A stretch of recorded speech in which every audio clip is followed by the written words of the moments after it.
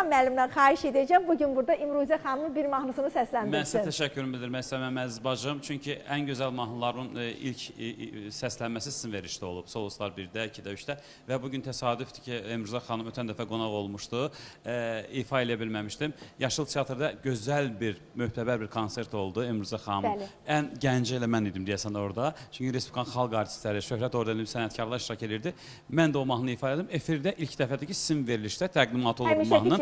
Və sözləri həmişəki kimi, bəli, daha bir ekspertimiz var bizim əziz bacımız Nəsibə xanım İsrafi qızıya aiddir. Və İmruzə xanımın gözəl bəstəsi bütün gənclərə həsr edirəm mahnını və bizim xanım buyurdu, rəssam xanımız buyurdu ki, mən rəsm əsərlərini yaradanda musiqi sədaları altında yaradıram. Amma bir çox həkimlərimiz də bunu təsdiqləyə bilərlər ki, hətta ki, ağır əməliyyatlar da musiqi sədaları altında olur. Mən sizə təşəkkürümü bildirəm, MTV-yə təşəkkürümü bildirəm və İmruzə xanımın gözəl bir kompozisiyası səslənir.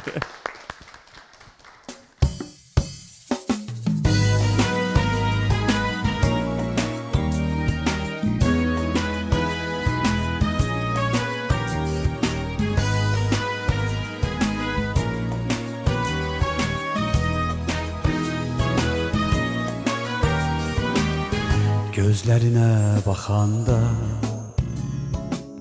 könlüm arzuyla dolur. Teline gül taxanda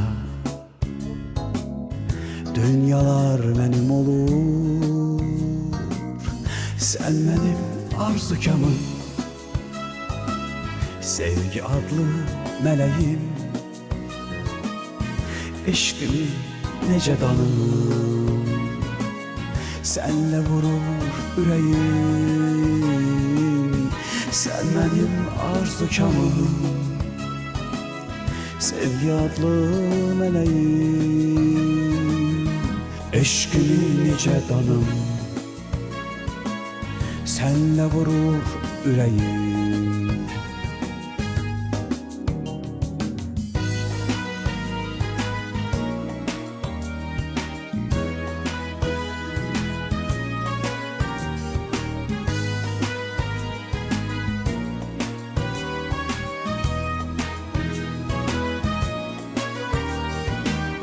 Saadetin nəğməsi gül açsın qucağında, qoy gəlsin körpə səsi o eşqin ocağında. Sən mənim arzukamım, sevgi adlı mələğim. Eşqimi necə danım, senle vurur yüreğim. Sen benim arzukamım, sevgi adlı meleğim. Eşkimi nice danım, senle vurur yüreğim. Gel nəğmə deyək günəşə, nura boyansın aləm, xoşbəxt olaq həmişə.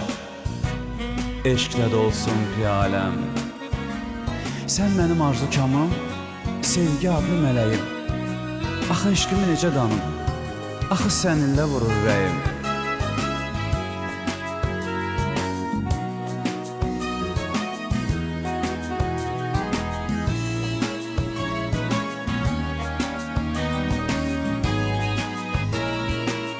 Sən mənim arzukamım,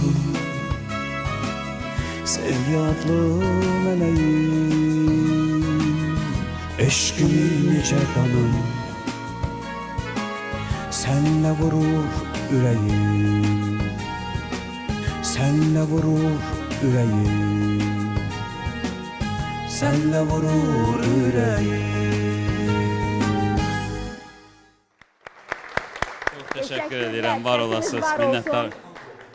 Minnettarım size.